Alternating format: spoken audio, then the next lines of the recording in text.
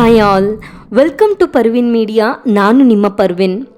ವಯಸ್ಕರಲ್ಲಿ 3ರಲ್ಲಿ ಒಬ್ಬರು ಸಾಕಷ್ಟು ನಿದ್ದೆ ಪಡಿತಾ ಇಲ್ಲ ಅನ್ನೋದು ನಿಮಗೆ ತಿಳಿದಿದೆಯಾ? ಇಂದು ನಾವು ನಮ್ಮೆಲ್ಲರ ಮೇಲೆ ಪರಿಣಾಮ ಬೀರುವಂತಹ ವಿಷಯಕ್ಕೆ ಧುಮುಕ್ತಾ ಇದ್ದೀವಿ. ನಿದ್ರೆಯ ವಿಜ್ಞಾನ, ದ ಸ್ಲೀಪ್ ಸೈನ್ಸ್. ನಮಗೆ ಇದು ಯಾಕೆ ಬೇಕು? ನಮಗೆ ಸಾಕಷ್ಟು ನಿದ್ದೆ ಸಿಗದಿದ್ದಾಗ ಏನಾಗತ್ತೆ? ನಿದ್ರೆಯ ಸಮಯದಲ್ಲಿ ನಮ್ಮ ಮೆದುಳಿನ ಮೇಲೆ ಹೇಗೆ ಪರಿಣಾಮ ಬೀರುತ್ತೆ? ಇವೆಲ್ಲವನ್ನು ಇವತ್ತು ನಾವು ನೋಡ್ತಾ ಇದ್ದೀವಿ.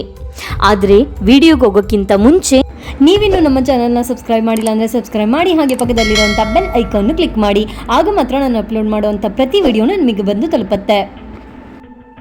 ಮೊದಲು ನಿದ್ರೆಯ ಸಮಯದಲ್ಲಿ ನಿಜವಾಗಿ ಏನಾಗುತ್ತೆ ಎಂಬುದನ್ನು ನೋಡೋಣ. ನಿದ್ರೆಯಲ್ಲಿ 2 ಮುಖ್ಯವಾದಂತಹ ವಿಧಾನಗಳಾಗಿ ವಿಂಗಡಿಸಬಹುದು.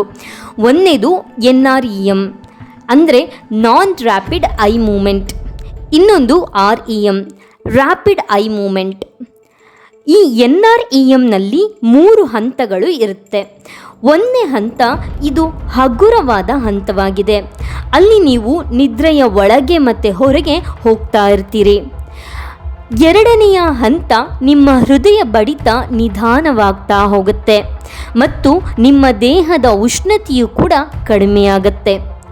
ಮೂರನೆಯ ಹಂತ ಇದು ಆಳವಾದ ನಿದ್ರೆ. ಇದು ದೈಹಿಕ ಪುನಃಸ್ಥಾಪನೆ ಮತ್ತು ಚೇತರಿಕೆಗೆ ಅವಶ್ಯಕವಾಗಿದೆ.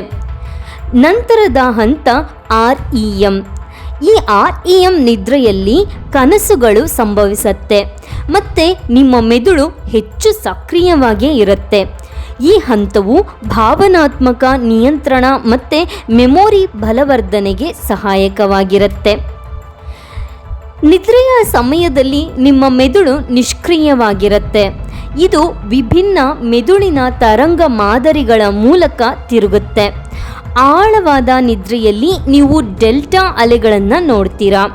ಇದು ನಿಧಾನ ಮತ್ತು ಪುನಶ್ಚೈತನ್ಯಕಾರಿ ಪ್ರಕ್ರಿಯೆಗಳನ್ನು ಸೂಚಿಸುತ್ತೆ.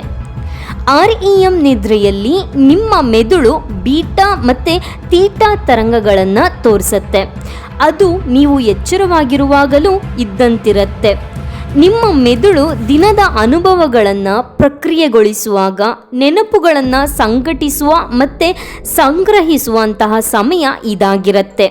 ಅದಕ್ಕಾಗಿಯೇ ಉತ್ತಮ ನಿದ್ರೆಯು ಉತ್ತಮ ಕಲಿಕೆ ಮತ್ತು ಧಾರಣೆಯೊಂದಿಗೆ ಸಂಬಂಧ ಹೊಂದಿದೆ ಅಂತೇಳಿ ಹೇಳ್ತಾರೆ. ಈಗ ನಿಮಗೆ ಸಾಕಷ್ಟು ನಿದ್ರೆ ಬರದಿದ್ದಾಗ ಏನಾಗುತ್ತೆ ಅಂತ ಹೇಳಿ ನೋಡೋಣ. ನಿದ್ರಾಹೀನತೆ ಗಮನಾರ್ಹವಾದ ಅರಿವಿನ ದೌರ್ಬಲ್ಯಕ್ಕೆ ಕಾರಣವಾಗುತ್ತೆ. ಏಕಾಗ್ರತೆ, ನಿರ್ಧಾರಗಳನ್ನು ತೆಗೆದುಕೊಳ್ಳೋದು ಅಥವಾ ಸಮಸ್ಯೆಗಳನ್ನು ಪರಿಣಾಮಕಾರಿಯಾಗಿ ಪರಿಹರಿಸುವುದು ನಿಮಗೆ ಕಷ್ಟವಾಗಬಹುದು. ಆದರೆ ಅದು ನಿಲ್ಲೋದಿಲ್ಲ. ಭಾವನಾತ್ಮಕವಾಗಿ ನಿದ್ರೆಯ ಕೊರತೆಯು ಮೂಡ್ ಸ್ವಿಂಗ್, ಹೆಚ್ಚಿದ ಆತಂಕ ಮತ್ತು ಖಿನ್ನತೆಗೆ ಕಾರಣವಾಗಬಹುದು. ಜೊತೆಗೆ ಕಾಲಾನಂತರದಲ್ಲಿ ಅಸಮರ್ಪಕ ನಿದ್ರೆ ಸ್ಥೂಲಕಾಯತೆ, ಮಧುಮೇಹ ಮತ್ತು ಹೃದ್ರೋಗದಂತಹ ಗಂಭೀರ ಆರೋಗ್ಯ ಸಮಸ್ಯೆಗಳಿಗೆ ಕಾರಣವಾಗಬಹುದು.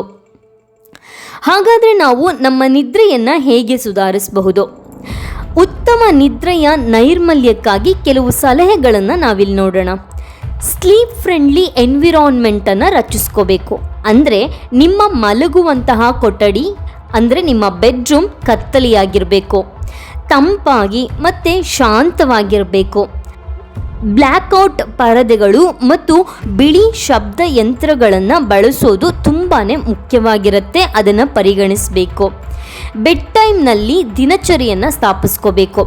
ಓದೋದು, ಧ್ಯಾನ ಮಾಡೋದು ಅಥವಾ ಶಾಂತ ಯೋಗಗಳನ್ನು ಅಭ್ಯಾಸ ಮಾಡುವ ಮೂಲಕ ಮಲಗುವ ಮೊದಲು ಗಾಳಿಯನ್ನು ತಗ್ಗಿಸ್ಕೋಬೇಕು.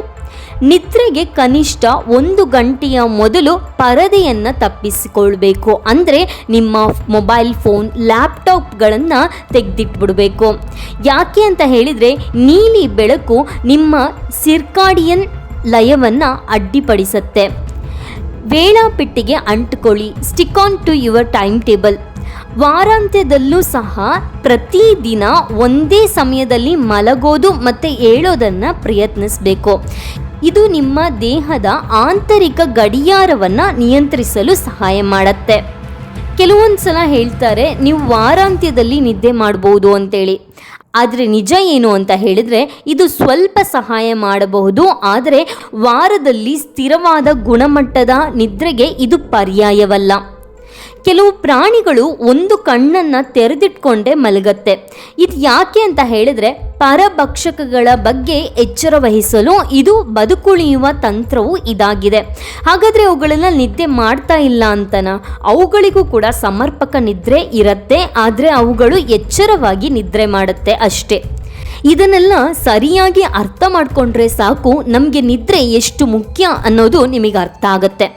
ನಿದ್ರೆ ಕೇವಲ ವಿಶ್ರಾಂತಿಯ ಸಮಯವಲ್ಲ, ಇದು ನಮ್ಮ ಮೆದುಳು ಮತ್ತು ದೇಹಕ್ಕೆ ನಿರ್ಣಾಯಕ ಪ್ರಕ್ರಿಯೆಯಾಗಿದೆ.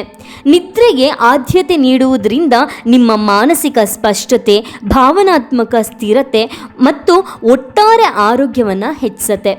ಆದ್ದರಿಂದ ಇಂದು ರಾತ್ರಿಯೇ ನಿಮ್ಮ ನಿದ್ರೆಯ ಅಭ್ಯಾಸದ ಬಗ್ಗೆ ಯೋಚನೆ ಮಾಡಿ. ನಿಮ್ಮ ನಿದ್ರೆಯನ್ನು ಸುಧಾರಿಸಲು ನೀವು ಯಾವ ಬದಲಾವಣೆಯನ್ನು ಮಾಡಬಹುದು ಅಂತ ಹೇಳಿ ಕೆಳಗೆ ಕಮೆಂಟ್ ಬಾಕ್ಸ್ನಲ್ಲಿ ನಿಮ್ಮ ಸಲಹೆಯನ್ನು ಹಂಚಿಕೊಳ್ಳಿ, ಹಾಗೆ ಅನುಭವಗಳನ್ನು ಕೂಡ ಹಂಚಿಕೊಳ್ಳಿ. ಈ ವಿಡಿಯೋ ನಿಮಗೆ ಸಹಾಯಕವಾಗಿದೆ ಅಂತ ಹೇಳಿ ಅಂದ್ಕೊಳ್ತಾ ಇದ್ದೀನಿ. ಇದೇ ರೀತಿ ದೈನಂದಿನ ಜೀವನದಲ್ಲಿ ಇರುವಂತಹ ಸೈನ್ಸನ್ನು ತಿಳ್ಕೊಳ್ಳೋದಕ್ಕೆ ಈ ಚಾನಲನ್ನು ಸಬ್ಸ್ಕ್ರೈಬ್ ಮಾಡಿ.